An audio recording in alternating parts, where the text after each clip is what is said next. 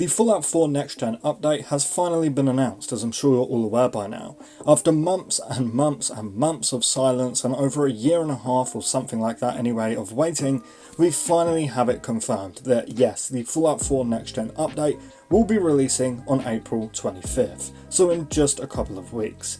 So let me get it out of the way right now and say, if you do not have automatic updates turned off on your Xbox or PC, go ahead and do that right now, because this update will most definitely break your mod lists. I don't know if you can do this on PlayStation, so maybe just check. I actually only just learned yesterday that you could do this on Xbox.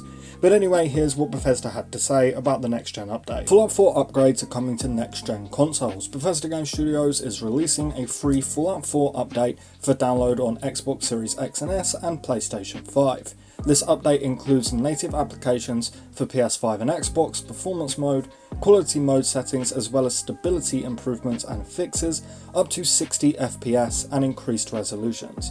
Now this makes me really happy because all I really want from this update is a fix to the crashing bugs. That is literally all I'm asking for. As long as they fix that with this update, I'll be happy.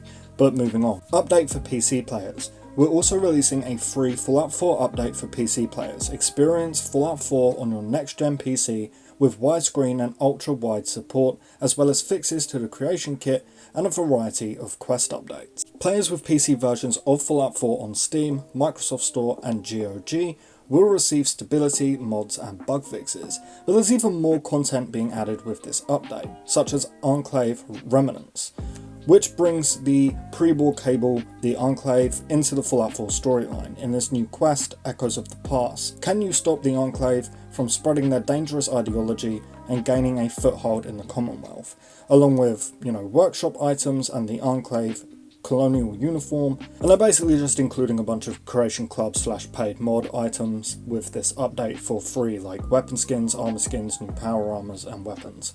Now don't get too excited, because this Enclave quest is likely just one of those super short Creation Club content quests where you just read a bunch of holotapes. I really don't think it's going to be anything too exciting. It's just going to be one of those really basic Creation Club content quests. So my suggestion to all of you is just to keep your expectations low for this one.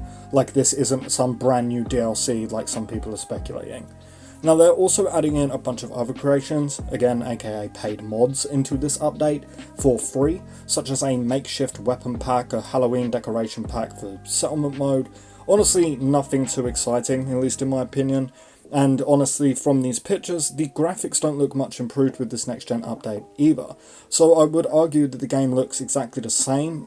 There's not exactly any confirmation on that, but they also haven't said anything about improving graphics, so there's very likely no updates to the graphical side of things. But that's pretty much it. That's all Bethesda really had to say. There were a few other things. I will of course link the full update in the description below so you can all read it for yourselves. But overall, this update is honestly a little bit smaller than I was expecting, but again, I'm honestly not bothered. Like, I really don't care as long as I can play Fallout 4 without the consistent crashing, because as of right now on console, the game runs like shit. Now look, I know that a few people were definitely expecting way more from this next gen update. Like, I think a few people were expecting a big graphical overhaul or even an entire new DLC. I saw some people mention, or just something like that Bethesda were never really going to do. I did think that they would improve the graphics at least a little bit, but not like majorly. But anyway, overall I do think like this is sounding like a pretty great but also somewhat simple update. Like I said, as long as they fix the crashing, I really don't care what else they do personally, but it is great that we finally have the official release date. Honestly, I think Bethesda did kind of drop the ball not releasing this a week or so before the Fallout series dropped, which is absolutely fantastic, by the way. It's one of the best TV shows I've ever seen, but anyway, we'll talk more about that on Monday, only because I think it would have helped hype the show up. I don't know, releasing it over a week since the show released when most people have already finished the show now, let alone by the 25th, it just seems kind of odd to me. But again, the thing that excites me the most is the somewhat new version of the game for Xbox and PlayStation. Both the Xbox Series X and S and the PlayStation 5s were using the old Xbox One and PS4 games, just using like a backwards compatibility system to get the game to work. And I think that's something that might have caused so many of the huge issues that Fallout 4 has been having on consoles the last few years. But now we're basically getting an official Xbox X and S and PlayStation 5 version of Fallout 4 made for these specific consoles.